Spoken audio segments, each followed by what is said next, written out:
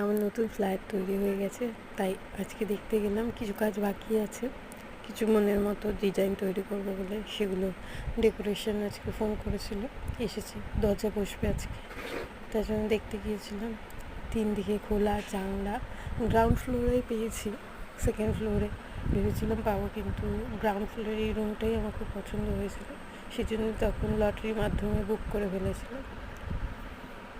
আজকে সেটা স্বপ্ন পূরণ হয়েছে। কিছু কাজ বাকি আছে, এখনও পুরোপুরি হয়নি, এখনও আরও অনেক কাজ হবে, তারপরে তৈরি হয়ে যাবে আমার স্বপ্নের ফ্ল্যাট।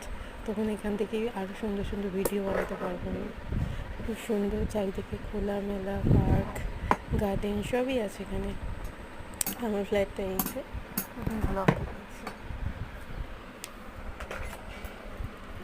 খুব সুন্দর। টাটা।